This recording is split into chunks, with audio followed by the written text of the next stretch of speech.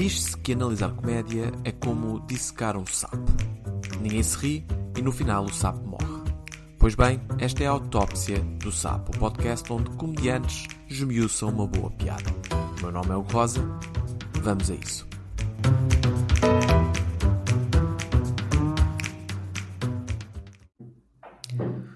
O comediante convidado de hoje é um humorista de 28 anos, formado em medicina, mas defende que rir não é o melhor remédio.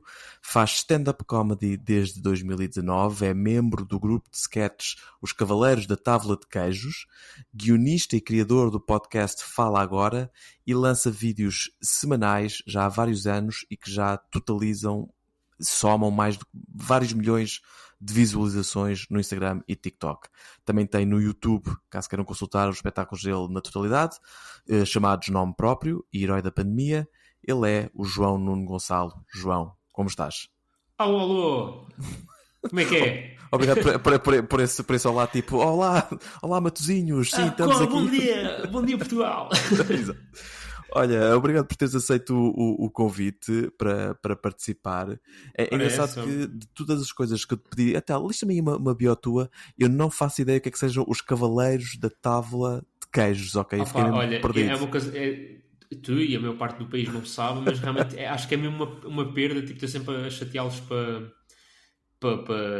apostarem nas redes e na divulgação, porque realmente não é um grupo conhecido. Aqui, basicamente é um grupo de sketches que nasceu para apresentar festivais de tunas. Ok. Ou seja, faltava gente para apresentar o Festival de Tunas e aquele grupo juntou-se para apresentar. Inicialmente apresentavam um festival, atualmente já apresentam vários, já têm espetáculos em nome próprio. Ok. Mas tu é fazes parte ou és só guionista nesse caso? Eu fiz parte quando vivi nos Açores. Certo. E mesmo nos primeiros anos que estive no continente ainda ia fazendo parte escrevia sketch e lá às vezes interpretava. Atualmente a minha vida aqui em Lisboa já não me permite essas aventuras. Estou nos grupos de trabalho, às vezes bato umas bolas, às vezes ligam-me, tipo, tiveste ideia, eu gosto de... Ou às vezes eu tenho uma ideia que, por exemplo, não consigo usar para mim, ou para stand-up, ou para vídeos, e tipo, mas esta ideia é mesmo gira, e digo aos cavaleiros, olha... e é um grupo muito de humor, de humor britânico, de Monty Python. Aliás, o próprio grupo nasce de inspiração aos Monty Python. E é uma malta que é toda amadora no sentido de todos têm a sua profissão, as suas coisas e fazem aquilo nos tempos livres, mas que já lhes disse, malta, se não tiverem na net é como se não existissem. Portanto, metam na net porque realmente há ali coisas que são mesmo muito boas. Eu conto e mostro sketches a malta do meio e os gajos tipo, isto é bem bom. Portanto, acho que é mesmo uma questão de divulgação. Pronto, fica aqui uma sigam, se estiverem nos Açores, eles têm espetáculos agora em breve. Pronto. Os Cavaleiros da Távola de Queijos. Eu estava só preocupado em não dizer mal o nome quando estava a ler, porque eu tenho há aí uns gestos que eu próprio também não sei bem. Certo. Mas olha, uma vez mais obrigado por teres aceito participar neste podcast. A premissa é simples, como te expliquei. Tu, enquanto comediante convidado, trazes uma piada de um humorista que tu gostes, que aprecies, não precisa de ser o teu preferido, não precisa de ser a melhor piada do mundo.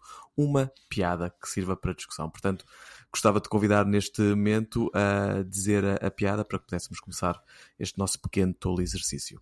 Olha, eu era para trazer algo do Sloss, porque eu sou um grande estudioso dos estudos slossianos, só que depois o cabrão do Pita Negrão trouxe num destes últimos episódios e eu pensei, agora tenho de escolher outro.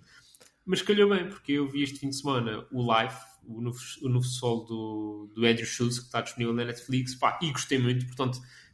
Podia ter trazido uns 20 bits do espetáculo, realmente acho que vale mesmo a pena. Mas vou ler aqui um. Basicamente, ele conta nesse espetáculo que foi pai. E pronto, é essa a premissa do espetáculo. E ele pergunta, tipo, a alguns no espetáculo, quem é que são os boy dads? Ou seja, quem é que são pais de meninos? Ele brinca lá com eles e depois diz, eu sou pai de uma menina e tenho um screenshot do momento em que soube que ia ser um girl dad. E depois ele mete a foto, e é uma pessoa completamente desesperada. E começa assim então o beat. If you wanna see stress, if you wanna see pressure, e põe a foto. A malta parte-se a rir tudo. E depois ele diz, this is the pressure of knowing no matter what happens to your daughter, it's dad's fault. When you're a girl's dad, no matter what happens to them, it's our fault. If I miss one volleyball game, she starts an OnlyFans. It's my fault for some fucking reason. Yeah. She's out there sucking some fucking dick and it's daddy issues. I don't even suck dick. That's the mom side of the family. These moms are putting their dick-sucking DNA on our innocent little daughters, and we are getting blamed for it. I know for a fact there is no dick-sucking DNA left in my wife. That's a guarantee. That shit come out of the placenta or something. Pronto.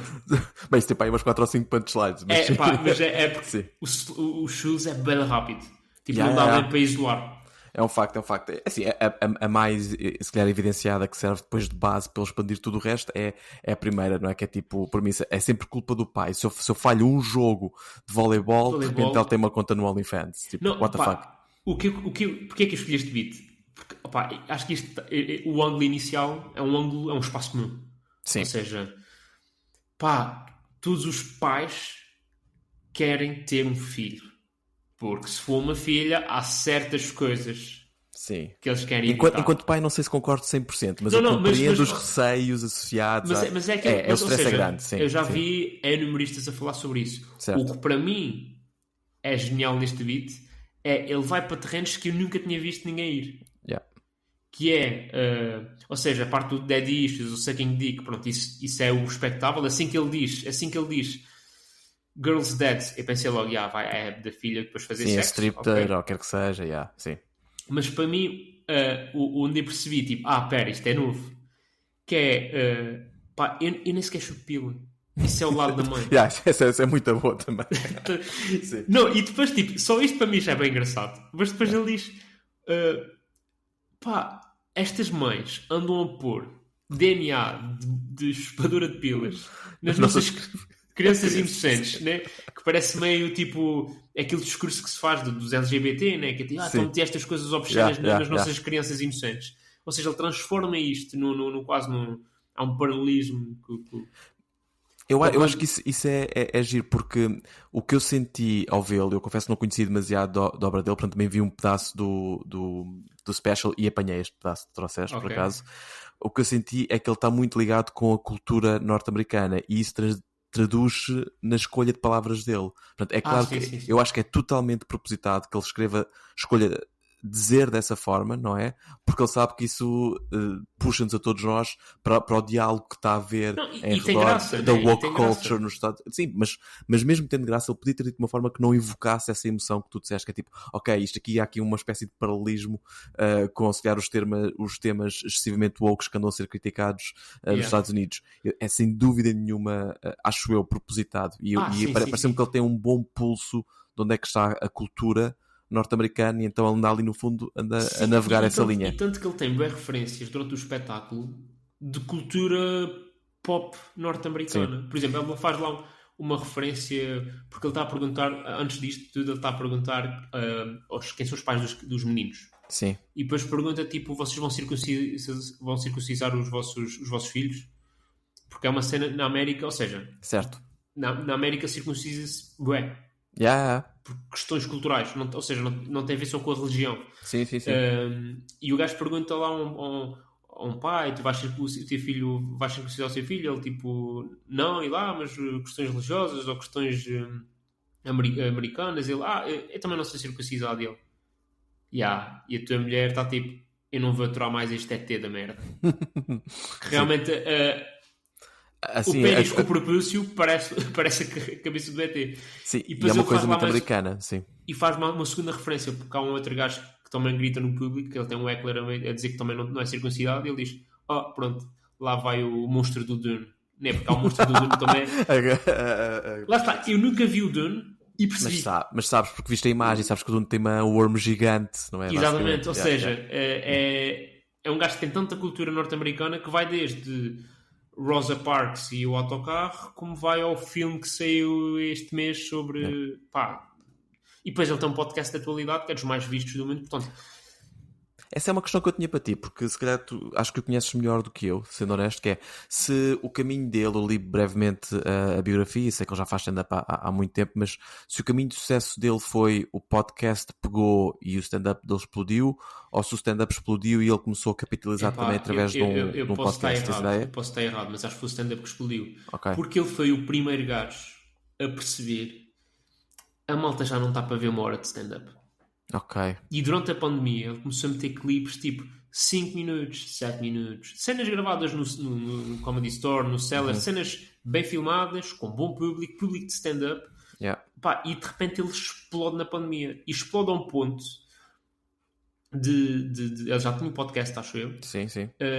E da Netflix o convidar, pá, na altura não se podia fazer stand-up porque pandemia. Claro. Então ele faz 4 programas em que é meio podcast, meio monólogo, meio stand-up, mas é com web punch. Isso é o Andrew Schulz Saves America? É esse? Exatamente. Ok. É que são 4 episódios, tem 4 temas, que é o racismo, LGBT. Pronto, são quatro grandes temas e é pá, 30 ou 40 minutos de piada atrás de piada, que acho que um gajo que estava a ver aquilo até era cansativo. Mas, ou seja, eu acho que ele explode primeiro na net, mas pelo stand-up.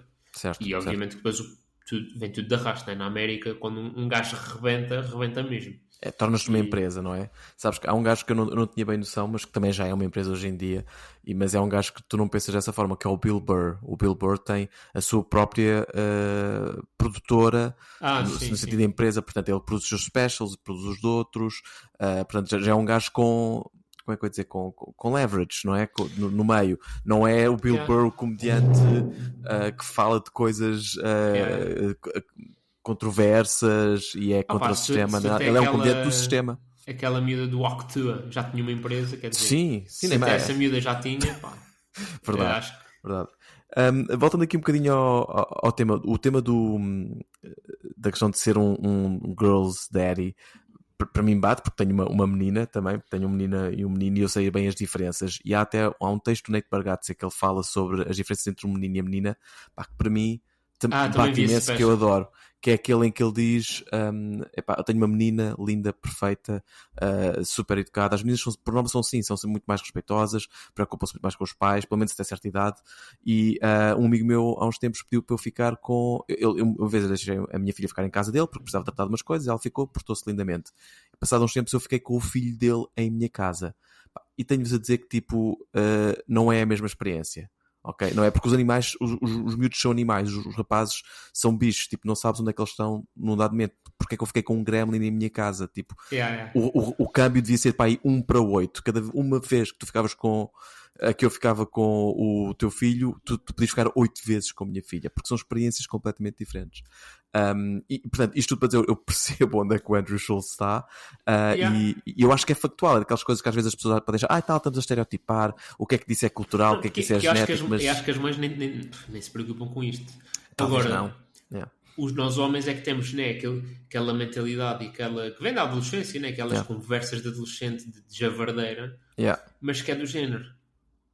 Daqui a 20 anos há filhos dos nossos amigos que vão estar a falar disto sobre as nossas filhas. Exato. Isto é inevitável acontecer e para o comediante que gosta de ser aquele macho alfa, o gajo que faz e que acontece, depois de estar nessa posição, até não sei. Tipo, eu não sei eu não acredito em Deus. Okay. Mas acho que uma das maiores provas que Deus poderá existir é que a maior parte dos grandes humoristas tem filhas meninas. Acho que é vingança. E eu acho que é Deus lá. Gostas? Então toma esta. Ok, ainda por cima, a maior parte dos humoristas são homens, não é? Estatisticamente falando, pelo menos. Sim, mas tem quase todas filhas, é impressionante. Tipo, Franco Bastos teve uma filha. Ricardo Aruz Pereira tem 2. Bruno Nogueira tem 3. Raminhos tem 3. Só para ter uma noção, isto aqui, o número de filhas dita a tua qualidade enquanto comediante é que eu só tenho uma. E por comparação estou-me a sentir... Bem, se eu for um terço de Ricardo Aruz Pereira era muito bom, portanto... Eu não estou a dizer que quem tem filhas... Humoristas que têm filhas são bons humoristas. Eu estou a dizer que os bons humoristas têm quase todas as filhas. Okay. E acho que isto pode ser uma prova cabal que Deus existe. Não, mas por exemplo, Salvador Martinha tem um menino e uma menina. Acho que é assim. Não tenho a certeza também, mas sim. Mas ou seja, e não deixa de ser curioso, depois na América isso também se verifica. Sim. Então, e agora também eu estava a pensar aqui um bocadinho no Andrew Schulz, porque eu não vi o Andrew Schulz Saves America, sabia que era tipo dividido em 4 temas, lá está, da cultura norte-americana e da experiência norte-americana, mas ele é um comediante que não tem medo de entrar em temas controversos. Uma das piadas com que ele abre, aliás, a piada de abertura que eu adorei deste special é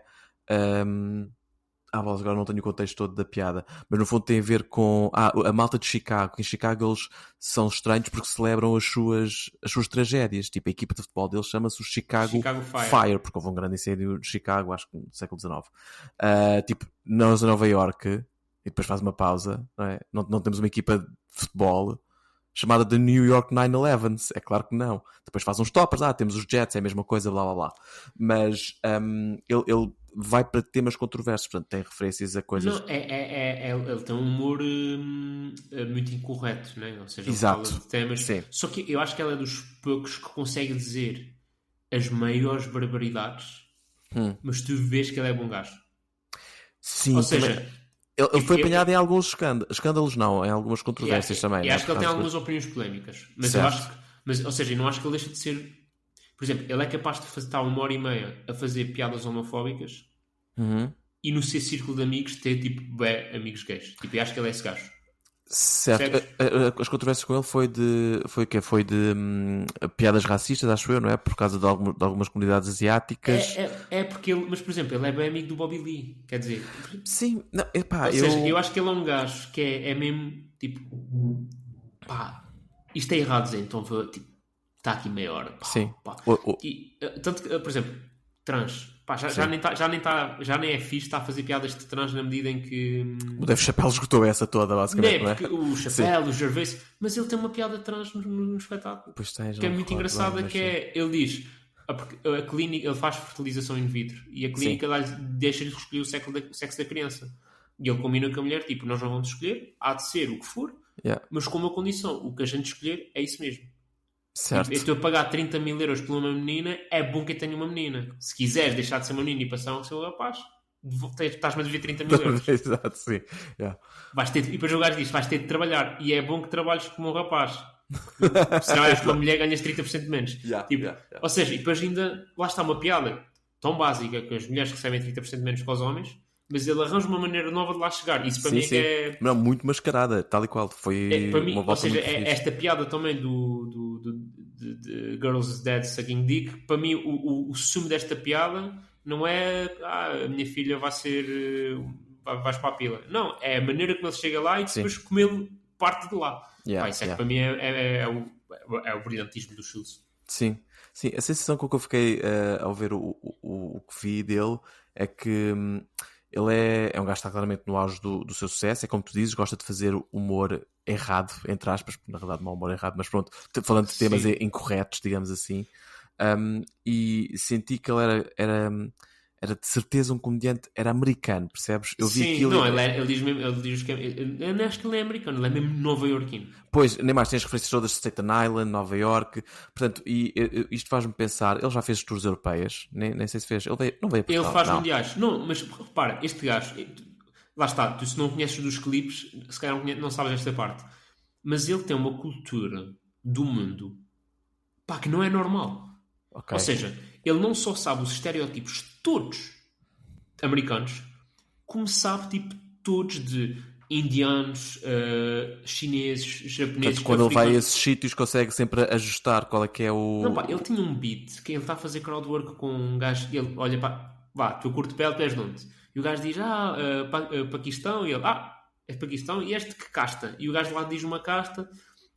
E é uma casta que é a casta dos guerreiros. Ele é que está a explicar. Okay. É a casta dos guerreiros que usam umas argolas. Aqui. E lá, antigamente servia para se proteger e hoje em dia servem de apoio para quando estão a conduzir os Ubers. Pá, e faz esta. Sim. E tu percebes, não, ele sabe mesmo. Ele sabe, tipo, ele está a atuar no Dubai, ele vai para o mundo árabe, atua lá e a malta parte-se a rir. Ele tem uma piada ele foi atuar a Hong Kong ou Taiwan. E ele estava tipo, como é que é? Malta, tipo, vocês estão bem nervosos que a China vos venha a atacar, mas não se preocupem, nos Estados Unidos viemos defender. A minha pergunta é, o quão confiante é que vocês estão que nós vamos conseguir distinguir-vos? Ou seja, ele está a gozar com a cena, né? Taiwan está nesta... É tenso, é um clima muito tenso. E o gajo está tipo, chega lá que se foda. Tipo. Sim. Sim, e se calhar eu acho que joga um bocadinho com esta aí, que eu acho que é um gajo controverso e é americano, e é giro, tu falas de estereótipos, que às vezes pode ser mal recebido, não é? Uma pessoa gozar com estereótipos, entre aspas, mais fáceis, mas volta àquilo que tu disseste no início, que é, eu não sentes verdadeiramente que ele faça aquilo com maldade. É assim, ou pelo menos a que ele maior parte das pessoas deverão tipo, saber distinguir. por exemplo, eu acho mesmo que ele volta a Trump, estás a ver? Tipo, eu acho que isso não é... Ok. Pois ele não é do circuito do Joe Rogan e companhia. Não é? Só que eu acho que também é uma parte aqui que nós, enquanto europeus, não percebemos muito bem que é. Nós olhamos para o Trump e pensamos, Trump mau, por oposição o outro é bom. Agora, certo. para quem vive lá, certo. são os dois maus, são os dois muito maus. Certo. Tanto que eu acho que o Schultz até tinha um desses do Saves America, até era sobre o bipartidarismo. Okay. Ou seja, ele também não suporta o outro lado. E ele estava a dar no outro dia uma entrevista a divulgar este special, a dizer, perguntaram-lhe se ele achava que ele e o Rogan e o Theo Von tinham tido influência nas eleições. Ele disse, eu acho que não. Mas também acho que é tipo, eu convidei democratas, ninguém quis ir. Yeah. Ou seja, também é um bocado injusto, ou seja, ele quis falar com as pessoas e as pessoas é que não quiseram falar com ele. Agora, volto a dizer, eu acho que ele é um gajo que, acima de tudo, faz muito humor de estereótipos. Yeah. E obviamente que isso pode ser levado a mal. Tipo, foi lá o Shane Gillis ao podcast dele e o gajo fez bem piadas de mongoloides. Pá, e o Shane Gillis já estava... Tu notavas que... Tipo, eles são amigos. Desconfortável. E eles são amigos. Yeah. E ele estava desconfortável. E o Shane Gillis estava tipo... Pronto, tipo o quê? Vais dizer que eles chubavam todos, né? Pronto, vais dizer que... Pronto, e ele mas estás ofendido porque ele... Não, pá, para que é que estás... Tipo... Ou seja, depois eles meio que estão a discutir. Porque, ou seja, o Shane Gillis aquilo é um tema que lhe diz muito. Claro, porque ele tem um familiar, não é? Exato, sim. Pois, e eu acredito que se houver algum tema que te mexa contigo, ele vai sempre soar como atrasado mental. Pois, exato. Se ele cobrir um tema que para mim é mais sensível, não é? Porque essa é a grande questão e não vamos aqui claramente ter a conversa dos limites do humor, ok? Mas vamos trilhar aqui uma coisa importante que é o limite... É o limite do que te faz rir. Exato, é pessoal. É pessoal. É o limite do que te faz rir. É isso, e mais do que o limite do humor, é o limite do que te faz rir. E se aquilo não te faz rir, é sempre é potencialmente ofensivo. É sempre potencialmente ofensivo. E o que acho que o Schultz faz... por exemplo, o Schultz, nesse God Saves Schultz Saves America, ele tem uma cena sobre o Black Lives Matter. Sim. E que numa altura estava toda a gente tipo, do lado do Black Lives Matter. E o gajo está tipo, a favor do Black Lives Matter, mas depois dá a volta e diz, não... O movimento eu gosto. Eu não gosto é da associação. E depois malha na associação. E tu percebes, espera, mas ele também tem razão nisto. Certo, tem alguns pontos. Eu acho que ele depois é esse gajo. Ou seja, que quase que se mete também do lado do diabo para tipo, não, e deixa-me ver deste lado o que é que este lado tem para dizer. Agora, pronto. Eu antes de o conhecer, já tinha passado por um reel dele, que eu achei essa piada também, que é ele a perguntar a pessoas do público, tipo, blackface, it's wrong, right? Blackface, wrong. You agree? Blackface, totally wrong, right? Should not do blackface, very wrong. Okay. Then why is every Navy SEAL advertising just people doing cool stuff in blackface? Look at me doing blackface in a helicopter. Woo! Portanto, que é uma observação super, não é? É brilhante, na prática, não é? É bom, que é, ok, partiu de uma coisa que é um absolutismo, mas foi encontrar os casos limite que desfazem o absolutismo. E é, exato, e não me surpreende o que tu dizes e percebo aquilo que estás a falar dos Estados Unidos, o bipartidarismo não ser uma coisa tão linear quanto nós aqui vemos, mas que ele é claramente um gajo que está na órbita dos Trumps e companhia. Portanto, se calhar por isso é que ele às vezes tem, quando passa por esses filtros todos e chega à Europa, talvez exceção feita de nós comediantes, que se calhar não olhamos tanto a essas coisas, já chega com um filtro de não, esse gajo pertence àquela grupeta, então deve ser isto tudo, não é? Pomos as categorias todas, deve ser misógino, deve ser transfóbico. E ele ainda tem outra coisa, que ele, o Rogan, tem todos, que é que no caso do Schultz, acho que ele é mesmo bem inteligente e bem culto. Certo. Só que de vez em quando também derrapa ali numas teorias da conspiração e eles derrapam bem, o Schultz menos, mas também derrapa mas tu percebes que ele amansa e que se acalma e que se curva. Por exemplo, quando apanha, por exemplo, uma vez levou lá o CK e ele estava-se a gabar que tinha feito não sei quantos milhões e o CK pergunta, mas quanto é que fizeste? E o gajo diz, e ele diz e ele riu-se. E ele, e tu quanto é que fizeste? Eu não vou falar sobre isso. Ele, mas ele, tipo, eu não preciso falar dos meus negócios contigo. Tipo, disseste que quiseste. Yeah, Ou seja, ele quase Quer que dizer, foi foi do género. meio foi entalado, mas sim, mas foi. Tipo, instalou os shoes. Tipo, ele estava com aquela coisa, aquela buzz-off. Ei, porque eu fiz a grande negócio agora e fiz milhões. E quanto é que fizeste? E ele estava tipo, pronto, tipo, estás a fazer um show-off de quê? Exato. Para quem? Yeah, E ele quase que foi ali humbled. E tu tiveste também o Joe Rogan uma vez a entrevistar também o Bill Burr.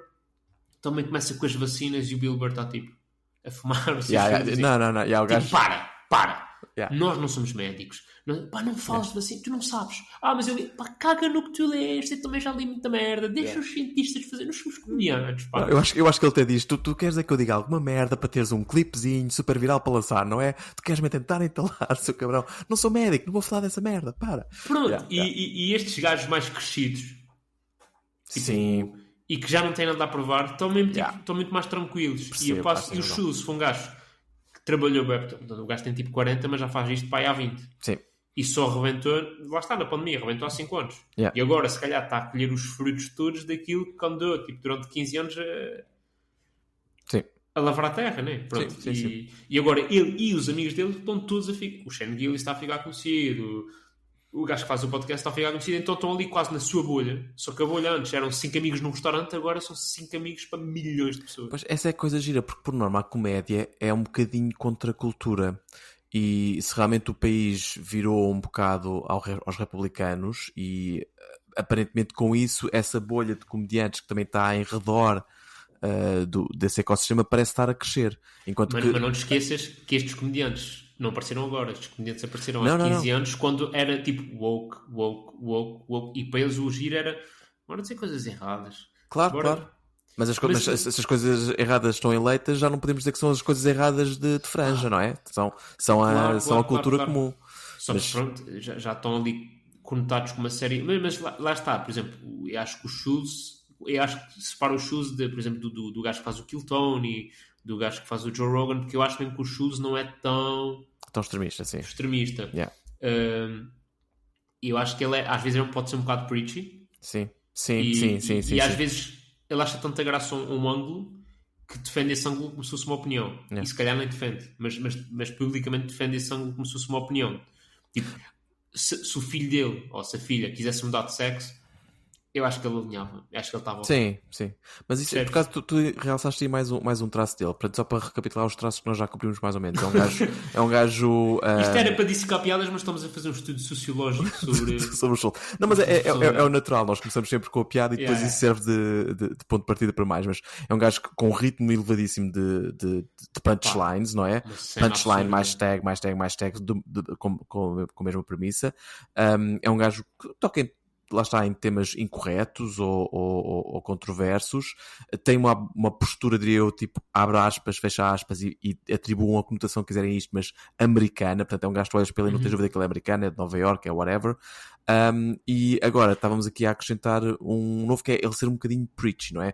Que tu sentes, mas tu tens essa ideia de ele ser preachy do próprio stand-up ou já do podcast? Não, acho que no podcast é mais, né? Porque há mais espaço para isso. Certo. Mas eu acho que ele no stand-up às vezes mas ele consegue ser preachy de uma maneira que eu acho que é completamente aceitável. Que é, por exemplo, este podcast, este special era sobre ele ter sido pai. Certo. E claramente falar de paternidade, do quão difícil para alguns casais é ser pai.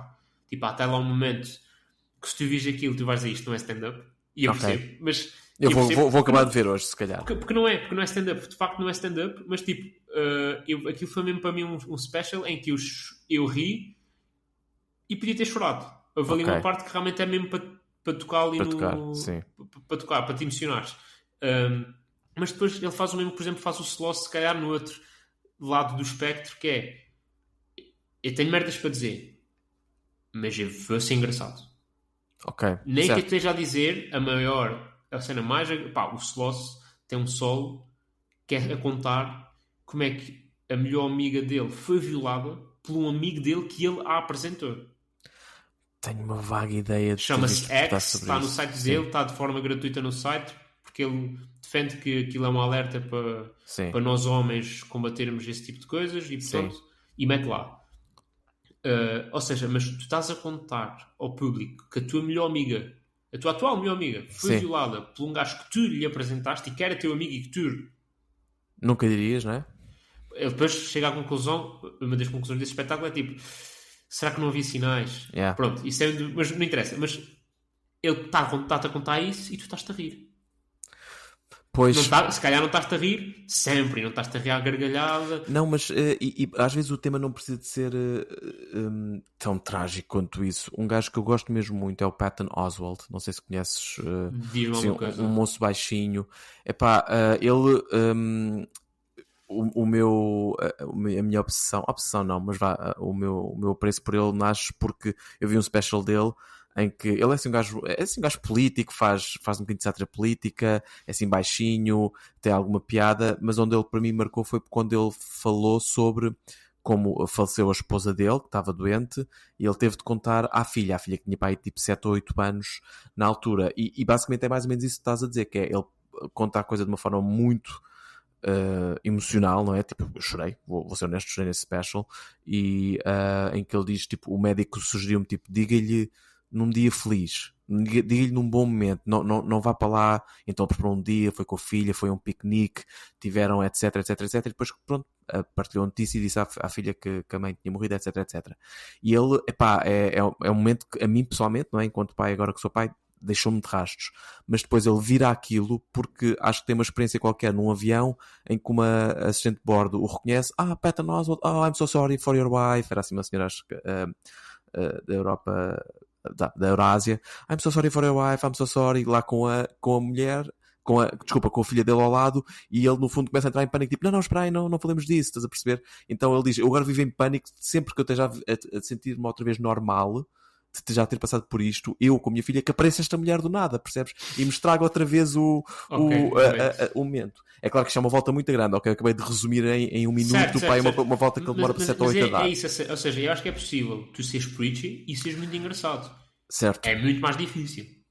Sim, eu com o Peter Negrão discutimos isso brevemente, os exemplos extremos sendo a Nanette da Anna Gadsby e o Carlin nos últimos anos de carreira. Não, mas não precisas de tão... Pá, o Chapéu teve especiais. Sim. Que ele não tem uma piada. Certo, sim. Não tem, não. Mas mesmo ele, quem está a falar, ele não está, tipo... tu olhas para ele não está a fazer, ele está só a falar. Sim. E, é um facto. Aquilo já não é stand-up, aquilo é outra coisa. Agora, por exemplo, ele lançou um especial o ano passado, acho eu. Ok, aquilo já é stand-up. É o melhor stand-up dele, não é? Mas já é stand-up. Em que ele responde às críticas, em que ele goza, em que ele... Tudo bem. Isso aí, pá, com isso eu posso perfeitamente, com o Sloss, com o Schultz, com quem seja, que queira, durante o seu espetáculo, deixar ali um recado, deixar uma mensagem e depois chega a sua vida. Ou lá está, ao cobrir temas mais complicados, mais pessoais. Mais pessoais. O Franco Bastos fez agora um solo em que fala da morte dos dois pais. Tipo, do pai e da mãe. E conta piadas sobre isso. Pá, e está-se bem. Eu acho que esse momento pode e deve existir. Mas eu acho que a chave é essa, e tu disseste, pelo menos para mim, é se está lá uma intenção cómica, se tem esse veio. O Guilherme Fonseca tinha o special sobre o falecimento do pai, chamado Pessoa, que acho que é um excelente exemplo disto, que é uma hora inteira sobre uma experiência muito pessoal e triste da vida do Guilherme, não é? Que ele transforma não só na partilha sobre a experiência, mas também numa homenagem ao pai, e transforma com humor. Para mim, aquilo é o que stand-up deve ser, percebes? Claro. Queres falar de um assunto triste? Tipo, a comédia também serve para falar de assuntos tristes. E não é à toa que nos funerais e nos velórios há sempre um grupinho ali à porta da igreja que está a rir e a morrer. Claro. Portanto, e às vezes uma piadinha num momento mais tenso, tipo, parece que liberta a sala, não é? E é a responsabilidade do humorista, se quer mandar o público para baixo, depois tem de ir lá buscar. Claro, mas, pois. Mas se for lá buscar, pá. Eu acho que é mesmo, pá, se tem alguma coisa para dizer, se querem ser preach, acho que é mesmo uma questão de estilo. Okay. Da mesma maneira que há comediantes que gostam de fazer punchlines, one-liners, ou comediantes que gostam de fazer imitações, ou comediantes que gostam de fazer coisas com música. Eu acho que comediantes que gostam de ser preachy. É uma questão de forma. Estilo. Ok. Eu acho mesmo isso. Gira. Tipo, o Sloss é, para mim, o expoente máximo. Tanto que o último solo ele não teve uma cena preachy, O último solo que ele veio cá que foi o penúltimo, que foi o Ubris, não sei como é que se diz. Ele não teve esse momento e foi tipo, estava à espera de sair inspirado para a minha vida. O que eu ia perguntar, já que estamos a falar de forma, está bonito, de forma e de estilo, para tentar aqui sumarizar e fechar o episódio, como é que resumirias Andrew Schulz enquanto comediante? Qual é que é o estilo, ou qual é que é a forma dele? O estilo é um pace altíssimo. Ele se calhar tu gostas muito de Fórmula 1, é o equivalente a um Verstappen. Uma coisa, ele se tiver que se partir todo numa curva por causa de uma piada, ele vai lá. Ele parte. E ele parte. Mas este novo solo mostrou um outro lado que ele não tinha mostrado, que é ele também consegue ser um gajo que tipo para e diz, não, agora tenho uma merda para dizer. E isto foi uma novidade para mim. Tipo, o chute não era este gajo.